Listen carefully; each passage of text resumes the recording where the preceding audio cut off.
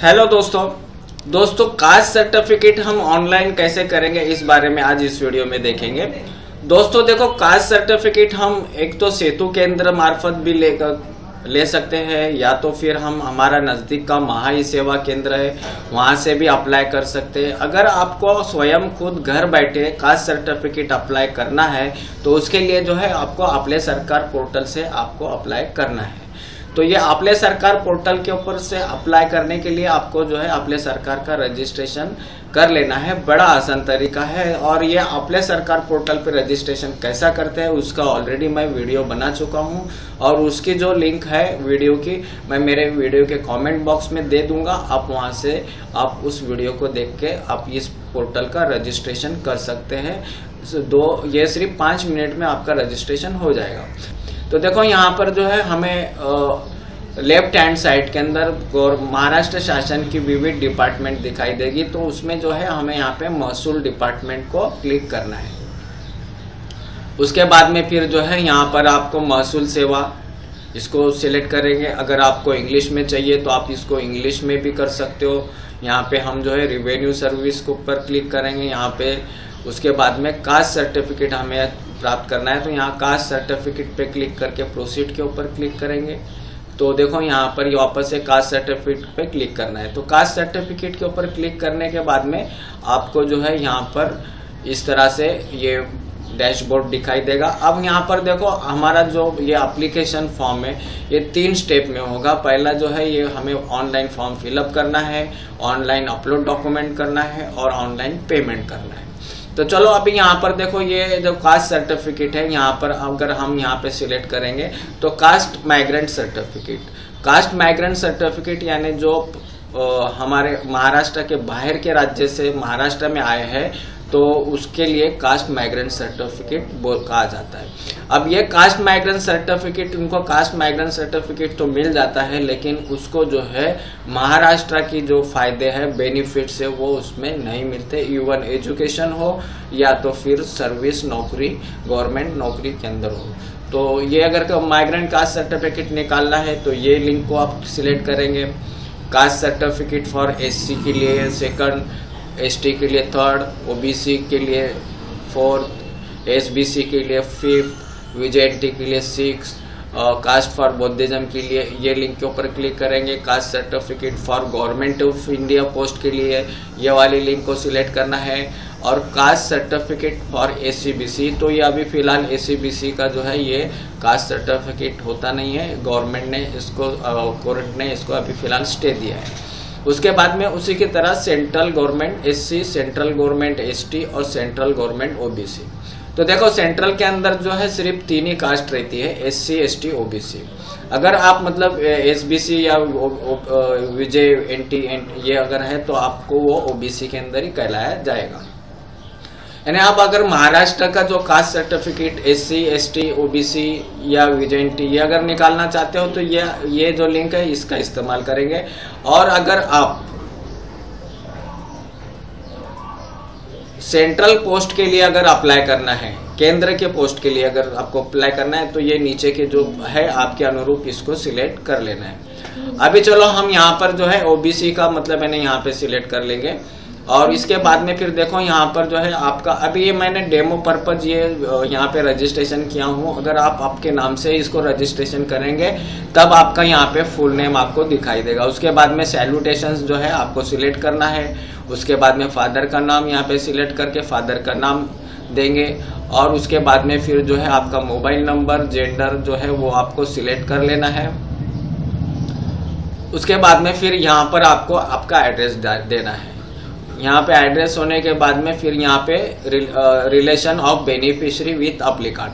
तो देखो यहाँ पे जो ये अभी हमने रजिस्ट्रेशन किया है ये यहाँ पर जो है अप्लीकांट मतलब जो है 18 साल से ज्यादा उम्र का होना चाहिए, उसका एज जो है 18 से कम नहीं होना चाहिए, तो वो मतलब अप्लीकांट कहलाएगा। अब ये अप्लीकांट का जो है हमने रजिस्ट्रेशन कर लिया। अब जो है अगर बेनिफिशियरी के अंदर एप्लीकेंट खुद के लिए अगर ये कास्ट सर्टिफिकेट निकालता है तो उसके लिए सेल्फ सिलेक्ट करेगा। अगर एप्लीकेंट जो है अपने पे डिपेंड उनके ऊपर और मतलब है जो डिपेंड है उनके लिए अगर निकालना है, जैसे उनका बच्चा है, उनकी लड़का लड़की, उनके लिए निकालना है, या तो फादर उनके ऊपर डिपेंड होने वाले जो फादर मदर जो भी है उसको उसके लिए अगर कास्ट सर्टिफिकेट निकालना है तो उसको इसके अप्रोप्रिएट यहाँ पे सिलेक्ट कर लेना है। तो बेनिफिशियरी का मतलब मैंने आप सिलेक्ट करने के बाद में फिर यहाँ पे बेनिफिशियरी के डिटेल आपका उनका नाम देना है, सैल्यूटेशंस और ये सारी चीजें आपको यहाँ पे नमूद करना है। उसके बाद में आपका ये जो एड्रेस है परमानेंट एड्रेस यही है क्या, तो यस करना है, वरना नो करना है। अब यहाँ पे जो है बेनिफिशियरी का फादर का डिटेल आपको यहाँ पे दर्ज करना है। उसके बाद में फादर का एड्रेस यहाँ पे दर्ज करेंगे।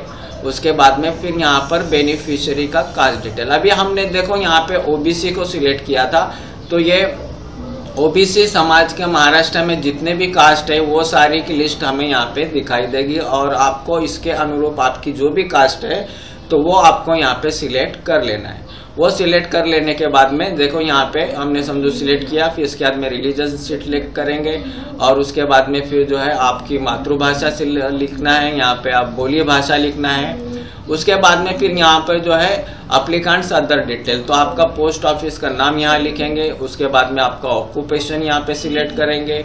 उसके बाद में फादर डिटेल्स, तो यहाँ पे फादर जो है उसका डिटेल्स यानी बेनिफिशियरी फादर्स डिटेल्स यहाँ पे आपको ये लिखना है। उसके बाद में बेनिफिशियरी अदर डिटेल। अब यहाँ पे देखो ओरिजिन विलेज। अभी देखो यहाँ पर जो है ओरिजिन विलेज का मतलब क्या होता है। अभी जैसे ओबीसी के लिए 1967 का प्रूफ चाहिए, तो आप जो 1967 का प्रूफ जिस भी विलेज का दे रहे हो, जिस गांव का दे रहे हो, तो वो आपका ओरिजिन विलेज हो गया। और अगर समझो हम SC ST की अगर बात करेंगे तो SC के और ST के लिए जो है 1951 पूर्वी का पुरावा लगता है, तो उसके अनुरूप आपका जो ओरिजिन है उसकी डिटेल आपको यहाँ पे भरना है। उसके बाद में name of the village town if a person residing in the village town other than the origin. अगर आप ये आपका नेटिव छोड़ के दूसरे विलेज में रहते हो तो उसके अनुरूप आपको यहाँ पे माहिती भरना है। अब यहाँ पे अटैचमेंट जो है, यहाँ पे आप जो है evidence in support of the backward class certificate, तो आपका क्या मतलब है ना एविडेंस दे रहे हो, आपके पास एविडेंस है, अगर है तो यस करेंगे और उसके बाद में उसका यहाँ पे डिस्क्रिप्शन आपको लिखना है। जैसे अगर मैं ग्रैंडफादर का LC अगर मैं इस्तेमाल क्लेम करने वाला हूँ, उस पे से हम अगर कास्ट सर्टिफिकेट क्लेम करने वाले हैं तो यहाँ पे हम लिखेंगे ग्रैंडफादर स्कूल LC। तो इस तरह से जो है आपको उसका वर्णन लिखना है। उसके बाद में एक्सट्रैक्ट ऑफ बर्थ रजिस्टर्ड अगर आपके पास में है तो उसका वर्णन लिखेंगे, वर्णन नो करेंगे। Extract of primary school admission registered of applicant अगर है तो यस करेंगे, वर्णन नो करेंगे। अब यहाँ पर जो है एक बात का ध्यान रखें, अगर आप कास्ट सर्टिफिकेट निकालना चाहते हो तो जितना आपके कास्ट के अनुसार, जैसे ओबीसी के लिए 1967 पूर्वी का प्रूफ चाहिए, तो जितना हो सके उतना 1967 पूर्वी का जो पुरावा है, जो वो एविडेंस है वो आपको अपलोड करना है। तो ये सारे जो डॉक्यूमेंट्स है ये अगर आपके पास में है तो आपको इसको यस करना है, अगर नहीं है तो नो करेंगे। और उसके बाद में देखो यहाँ पे वैलिडिटी, आपके ब्लड रिलेटिव की अगर किसी की वैलिडिटी हो जाती है, अगर है तो उसको यस करेंगे, और किसकी हुई है तो फिर उसके अनुरूप उसका वर्णन डिस्क्रिप्शन आपको वहाँ पे लिखना है। उसके बाद में रेवेन्यू रिकॉर्ड यानी महसूली पुरावे अगर आपके पास में पूछे, जैसे 7/12 है, गाँव नमूना 14 है, तो ये अगर आपके पास में है जिससे आप मतलब मैंने महाराष्ट्र में ज़्यादा से ज़्यादा मतलब मैंने जैसे ओबीसी के लिए 67 है तो उसके पूर्वी से आप रहते हो तो उसके एविडेंस आपको यहाँ पे अटैच करना है। उसके बाद में यहाँ पे एडिशनल इंफॉर्मेशन, आपके जो रिलेटिव है, आपके कास्ट के जो नातलक है वो कौन कौन से गांव में रहते हैं तो उसके गांव के नाम आपको लिखना है। आपके जो देवी देवता है उनके नाम लिखना है। उसके बाद में यहाँ पर दो है एविडेंस ऑफ द अपने ओरिजिनल इफ एनी, तो अपने आपका जो नेटिव का अगर कुछ एविडेंस आपके पास है तो उसको यस करेंगे, वरना नो करेंगे। अभी देखो वेदर द फादर और relative obtain the other backward caste, तो अगर आपके रिलेटिव में से किसने अगर कास्ट बैकवर्ड क्लास का सर्टिफिकेट लिया है तो यस करेंगे, वरना नो करेंगे। अगर यस करेंगे तो फिर उनका जो है आपको कास्ट सर्टिफिकेट अपलोड करना पड़ेगा। यहाँ पे जितने भी आप यस करोगे उतने जो सर्टिफिकेट है आपको जब अपलोड डॉक्यूमेंट के सेक्शन में हम जाएंगे तब वहाँ पे आपको अपलोड करना होगा। उसके बाद में अफिडेविट, देखो यहाँ पे फॉर्म अफिडेविट टू अपलोड होता है और बाद में अफिडेविट फॉर्म नंबर 3, तो ये दोनों को आपको डाउनलोड कर लेना है। और ये डाउनलोड करने के बाद में एक तो आप इसको नोटरी भी कर सकते हो या तो फिर जो है तहसील ऑफिस से आप इसको जो है अफिडेविट कर सकते हो। अब इसके बाद में फिर देखो यहाँ पे ये सारी जो फील्ड है आपको ये सब कंप्लीट कर लेना है।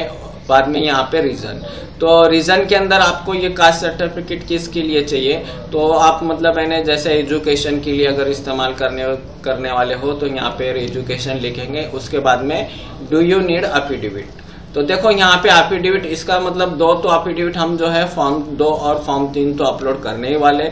अगर आप जो है आपकी कास्ट, आपका समझो फादर या ग्रैंडफादर के जो एलसी या तो डॉक्यूमेंट्स के ऊपर अगर आप कास्ट साबित नहीं कर पाते हो और आप जो है आपका कास्ट जो है किसी रक्त के नाते यानी ब्लड रिलेटिव के अनुसार आप मतलब यानी क्लेम कर रहे हो, तब आपको जो है वंशावळ का अफिडेविट देना बंधन कारक रहता है। तो वो जो है वंशावळ का अफिडेविट आपको फिर यहाँ पे अपलोड करना रहेगा और इसको यहाँ पे यस करेंगे। उसके बाद में आई एक्सेप्ट के ऊपर क्लिक करना है और सेव करना है। तो ये एक पहला जो है हमारा स्टेप वो कंप्लीट हो जाएगा, यानी यहाँ पे एप्लीकेशन फॉर्म कंप्लीट हो जाएगा। उसके बाद में अपलोड डॉक्यूमेंट, तो अभी हम देख लेंगे अपलोड डॉक्यूमेंट में हमें क्या क्या अपलोड करना है। दोस्तों देखो कास्ट सर्टिफिकेट के लिए जो लगने वाले डॉक्यूमेंट्स है तो वो क्या है, अभी अगर हम यहाँ पे पोर्टल के ऊपर देखेंगे तो उसका कालावधि 21 दिवस यानी 21 दिन के अंदर कालावधि दिया है। लेकिन अगर आप स्वयं अगर आपको अर्जेंट है शैक्षणिक काम के लिए अगर चाहिए तो आप अगर उस एप्लीकेशन नंबर तहसील ऑफिस में अगर बताएंगे तो आपका जो है ये वर्किंग 2 से 3 दिन में आपको कास्ट सर्टिफिकेट प्राप्त हो जाता है। उन्होंने अप्रूव किया तो उसके बाद में आपका ये जो लॉगिन आईडी है आपके वहां से वो कास्ट सर्टिफिकेट डाउनलोड कर सकते हैं। तो देखो यहाँ पे जो है आपको ओळखीचा पुरावा यानी आईडी प्रूफ में आपको पासपोर्ट, आधार कार्ड, मतदान कार्ड या तो फिर पैन कार्ड, जो भी मतलब मैंने गवर्नमेंट का डॉक्यूमेंट है वो आईडी प्रूफ करके मतलब मैंने चल जाएगा। एड्रेस प्रूफ के लिए जो है आपका पानी का बिल चलेगा, घर की टैक्स पावती चलेगी, 7/12 उतारा चल जाएगा, लाइट बिल चल जाएगा, आधार कार्ड या passport, telephone bill, ration card ये एड्रेस के लिए ग्राह्य है। उसके साथ में जो है आपका एज प्रूफ के लिए बर्थ सर्टिफिकेट भी आपका चल जाएगा, या तो 10वीं का जो है बोर्ड सर्टिफिकेट या तो बोनाफाइड सर्टिफिकेट या तो आपके पास में टीसी या एलसी है तो वो भी चल जाएगा। अब उसके बाद में स्थानिक रेसिडेंस पुरावा, तो ये रेसिडेंशियल पुरावे के अंदर स्थानिक रहवासी तलाटी से भी आपका जो है प्रूफ लेंगे तो चलेगा, या तो फिर जो है ग्राम सेवक, अगर आप महानगर पालिका क्षेत्र में रहते हो तो वहाँ का जो है महापालिका रहवासी दाखला आपको जो है नगर सेवक आपको दे सकता है। उसी के साथ में पुलिस पाटिल ने अगर उसने जारी किया हुआ रहवासी दाखला भी यहाँ पे चल जाएगा। अभी उत्पन्न का दाखला जो है वो 3 साल का फॉर्म 16 और 3 ये जो है उनके फादर का होना चाहिए। अब ये जो है एकदम इम्पोर्टेंट, ये देखो आपका जो है ग्रैंडफादर का टीसी या कोतवाल बुक की नकल ये आपको अगर लगेगी। अगर आप मतलब मैंने जैसे ओबीसी है तो ओबीसी को मतलब 1967 पूर्वी का प्रूफ मतलब मैंने लगता है तो वो चलेगा, या तो फिर अगर वो नहीं है तो फिर आपके जो हत्या है या तो जो मतलब यानी ग्रैंडफादर है यानी आपके ब्लड रिलेटिव का जो है वो मतलब यानी चल जाएगा। और कास्ट सर्टिफिकेट फिर एक तो आपका भाई बहन या तो फादर या तो ग्रैंडफादर या तो फिर कजिन का भी मतलब मैंने कास्ट सर्टिफिकेट रहेगा तो चलेगा। और कास्ट वैलिडिटी में भी अगर आपका कोई ब्लड रिलेटिव है तो उसकी कास्ट वैलिडिटी अगर हुई है तो वो भी मतलब मैंने इसमें आप लगा सकते हो। तो इस तरह से जो है ये कास्ट सर्टिफिकेट के लिए जो डॉक्यूमेंट्स आपको लगने वाले हैं। तो देखो ये सेव करने के बाद में ये हम पॉपअप दिखेगा, या स्टेप नंतर प्रमाणपत्रामधील कुठलीही माहिती दुरुस्त होणार नहीं, तो ओके करेंगे। वापस से हमें सेव पे क्लिक करेंगे। तो देखो ये अभी हमारा जो डॉक्यूमेंट है ये अपलोडेड सक्सेसफुली हो गया है। अभी हमें इसे कहीं पे नोट डाउन करके रख लेना है।